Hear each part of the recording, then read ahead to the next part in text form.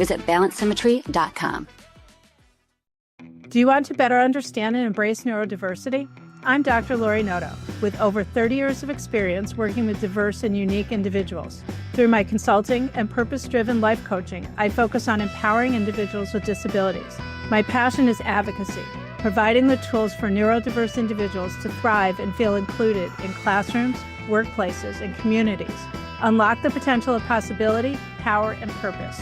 Connect with me today at notoholisticconsulting.com.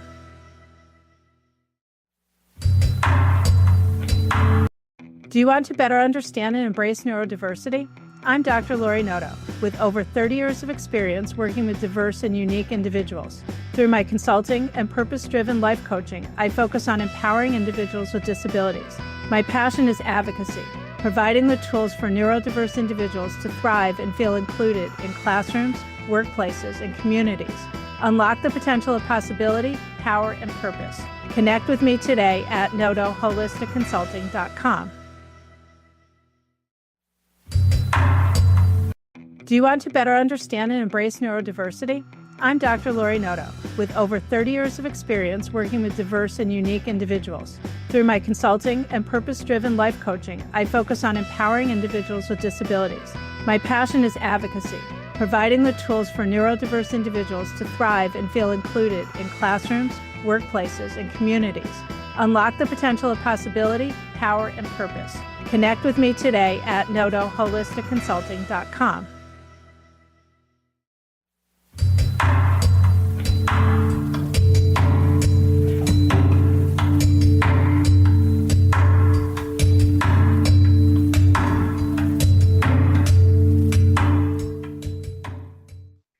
So welcome back to Inflection Point Podcast as we continue our conversation about the Reimagine We Declaration of Engagement. So I'm going to pass the baton over to Mavis, and she wants to finish out a thought from the previous segment. So take it away, Mavis. Yeah, this has to do with this idea of collective economics or collaborative economics. I'm getting the words mixed up. Cooperative. Oh my gosh. Anyway, it made me think of the story of Chobani yogurt. And I looked it up tonight and heard the head of the company's description of what happened. He saw that there was an old yogurt factory that was going to be closed down, and he visited it, and there were 55 employees there. And he said, on the spreadsheet, it wasn't making money, but he said, people are not on the spreadsheet. So he buys this old operation, keeps 4 of the employees to rethink it, and then hires the people back, and then gives each worker 10% ownership in the company. I'm not sure, let's see, forgive me, 10% of his company to workers. So totally 10%. So they are invested in such a different way. It's just so much more of a sharing situation. You know, when I worked in the corporate world, I might get a bonus if the company did well, but I didn't own stock. It didn't give me stock, so that I got my portfolio got to move with that particular stock. Anyway, his heart for doing that was just so extraordinary. And he went up to a multi-billion-dollar company so fast. And you know, when I go to the grocery store, I buy Chobani because I know that story. And so the goodwill goes a long ways as well. And the same is true of other cooperatives like credit unions. And we were just talking about health insurance, medical sharing organizations. And food co-ops. Food co-ops, building co-ops. People come together and have the interests of everyone at hand. It's not individualistic, at least far less than the other kinds of organizations that we involve in. So I just wanted to, give a shout out to Chobani. I think that attitude is really what we're looking for, and perhaps even an improved form on that. So Yeah. that's an example of breaking from that dependency on an extractive system. Right. Yeah. That's right. Yeah. The script was flipped, and now the profit is being shared amongst the individuals that are actually there Right. running and helping with the manufacturing and all of that. Exactly. And that's what he said in the he was a TED Talk, actually.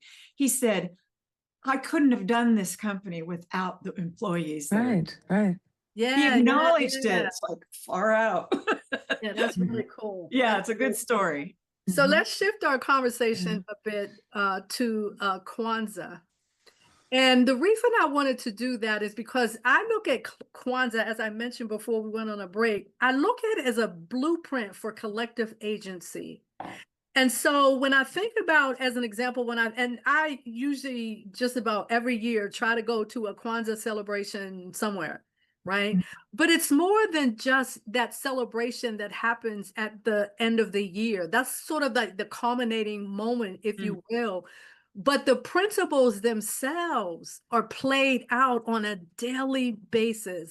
And I keep going back to Ujamaa Collective because I love that organization. I love the women, the sisters, and all of that. And that is an organization that really exhibits and demonstrates the Kwanzaa principles on a regular basis. So I want to talk about Kwanzaa. So for those people who are listening who have no idea what the heck Kwanzaa is, it's actually a holiday, a week-long celebration, if you will, that happens from December the 6th, the day after Christmas, up until January 1st in the new year. And a lot of people are misperceived, if you will, in terms of what Kwanzaa actually is. It's not a religious holiday. It's not something to take away from Christmas or to take away from New Year. It's not any of those things. But it is a little bit of a warning. It was never meant to be a holiday. It's meant to be a blueprint.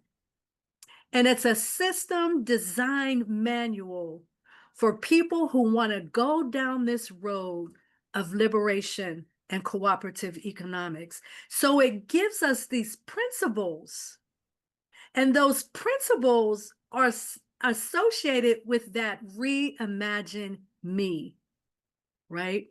And so it was developed by Milana Karenga, a scholar, a cultural activist.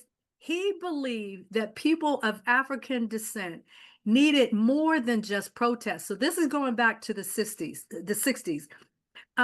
They needed a cultural foundation to sustain struggle and rebuild community and restore dignity that had been systematically stripped away by slavery and colonization. So that's what the concept of Kwanzaa is rooted in. So it was designed to reconnect African Americans with African values. And the name Kwanzaa itself comes from a Swahili word that means first fruits. So it symbolizes harvest and renewal and responsibility to the community. And isn't that what this whole reimagine we conversation is all about? And so Kwanzaa at its core asks this question: what does it mean? And what does it look like to be accountable to one another as a people? Like, what does that actually look like? Or what could that actually look like? It's the underside, if you will, of the whole concept of individualism. Yeah. It's the other side of the coin, if you will. Other side of selfishness, the other side of greed, the other side of, or it's about kindness, consideration. How do my actions affect you? And holding yourself accountable for how your actions affect you. Taking ownership of taking ownership of what is yours to own and to look at and to look in the mirror at. Because if we don't look in that mirror, we're never going to be willing to change anything within ourselves or within this community. Exactly. Can I give a silly example? Mhm. My cousin has an issue in her town in Colorado. She just bought a house. 2 houses nearby have floodlights in the back that burn all night and fill her house with light. And so it just is a perfect example of I'm here, Right. but how am I affecting other people? Absolutely. How are my Right. actions? Even, oh, I didn't even think about a light. You know, it's just Right. and she's got to go through some sort of conflict, even though it's against the rules in the area. Even rules don't make us behave properly, No. right? No. It's like we have to think about other people. Right. And You have that to is have a a perfect consciousness. Yeah. example of holding yourself accountable. Yeah. What Mhm. is the impact that I am having on my neighbors Mm-hmm. with these floodlights all over the place? Right. Yeah. It's got to be an impact. What is that impact? And am I interested in knowing what that Right. impact is? Mhm. Because that's where the accountability comes in. Because if you're not interested in even Right. knowing what the issues are, Mm-hmm. then that's where you Mhm. are, right? And so again, Kwanzaa was not created to commemorate something, but it was created to cultivate values and consciousness and collective responsibility, which kind of connects back to the Mhm. accountability issue. And so it reminds us of who we are when the world insists that we forget who we are. So when Mm-hmm. it's used as a blueprint for collective agency, it Mhm. becomes a path to power, a path to cooperative power, or I should put it this way, a cooperative path to power. Mm-hmm. Yeah. Yeah. Right? And so what I'd Mhm. like to do is go through each one of them very, very briefly. The first Kwanzaa principle is umoja, and that is unity. And it's basically an emotional infrastructure and a daily ethic. So if you walk through the world with a uniting mindset, so it's not just like umoja means everybody is the same. It's not about the sameness. It's about having relational alignment where we can be unified together, meaning we choose connections even when we disagree. Doesn't mean Mhm. we have to agree on everything, but the disagreement doesn't break the Mhm. connection, right? Well, Wow. let's think about the two concepts of kindness and respect, right? If every person chose to interact with another human being, whatever the situation was, whatever context, whatever, from a place of kindness and respect, this world would be different. It would Yeah. have to be different. And I think that's what it's talking about. Mm-hmm. That's part of blueprint, right? Yeah, And taking responsibility for not just me, but for that ability to create and sustain that Yeah. level of consciousness. And to stay in relationship, even in a Right. disagreement. That's tough. And Right. this is what's happened in this country. We are not Mhm. in relationship Yeah. No, at all. in absolutely. the two Power parties. struggle. Yeah. Absolutely. So I'm glad you said that because the Mhm. reimagine me question that goes Mhm. with this concept of umoja and unity is how can I stay in relationship even when I am Mhm. in disagreement? The disagreement doesn't have to break or hinder or Right. harm the relationship. No. It's like if somebody feels threatened by the difference of what they believe versus another, then they go into a place of judgment and criticism, right? And that's what threatens that, right? And that's what causes somebody not to be able to hear what the other person's saying and acceptance of that we disagree on this. And I'm curious Right. about what that's about for you, and the Yeah. other is curious about what that's about for me. That's what I think it's getting to is how that could happen and play out differently. Yeah. Absolutely. And so the next principle is Kuji Chagulia. and that is self-determination. And this is really somewhat of a radical principle in America, because self-determination is actually an act of freedom. And you cannot reimagine the world if you've never reimagined yourself in the world.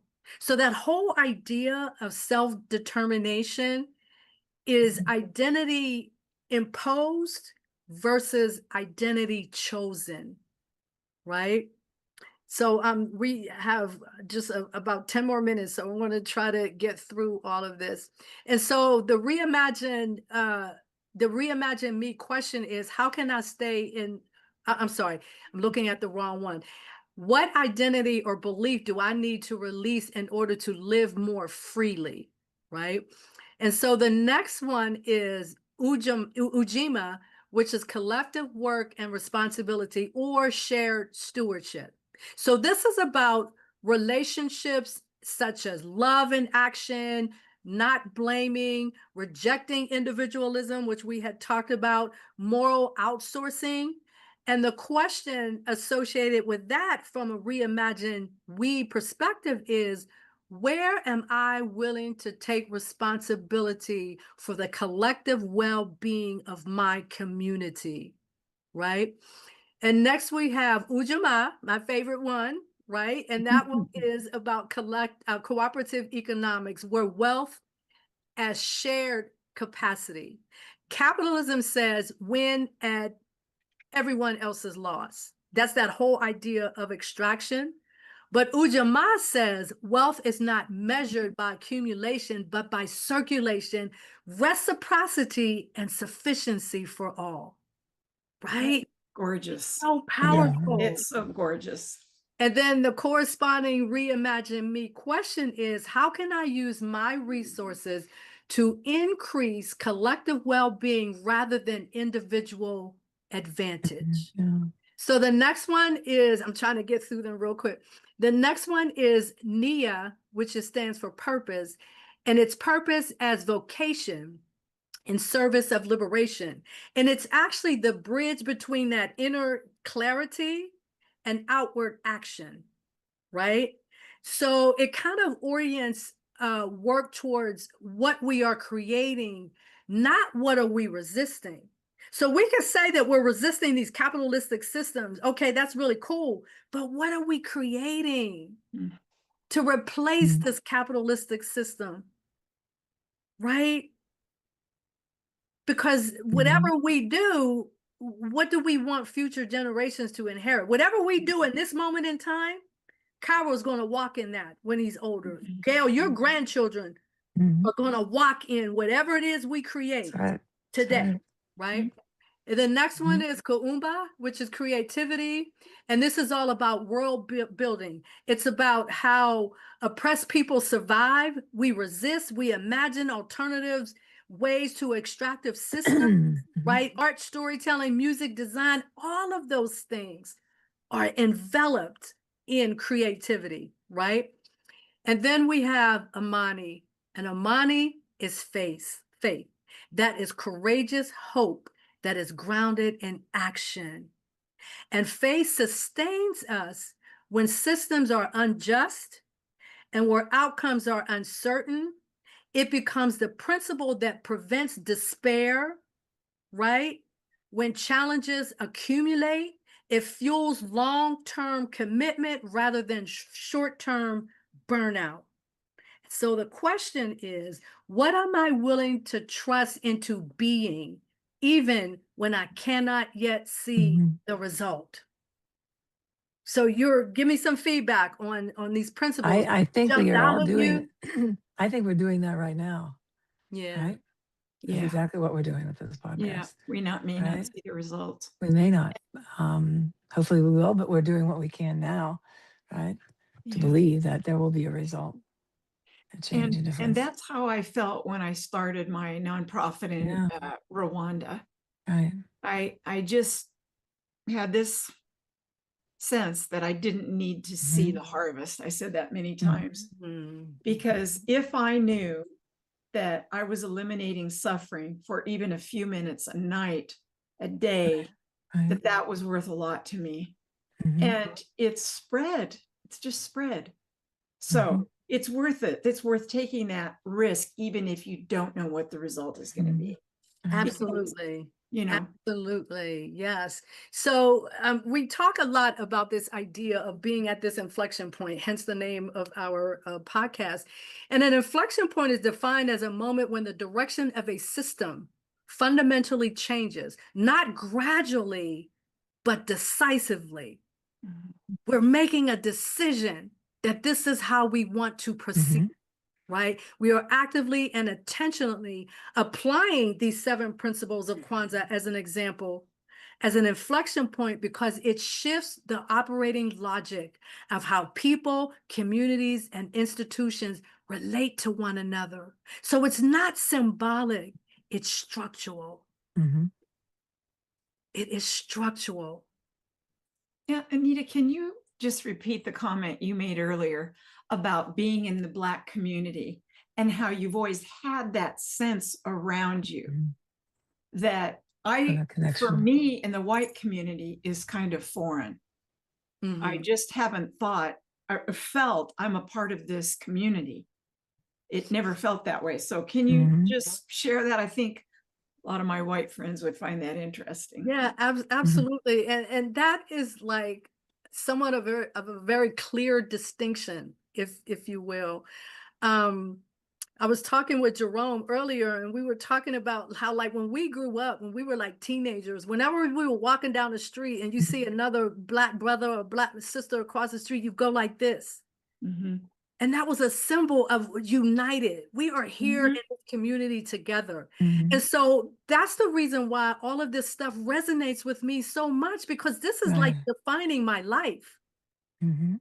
right? And the part of that is because growing up and understanding the world that I was living in. So everybody who's heard my story knows that I was raised by an activist mother.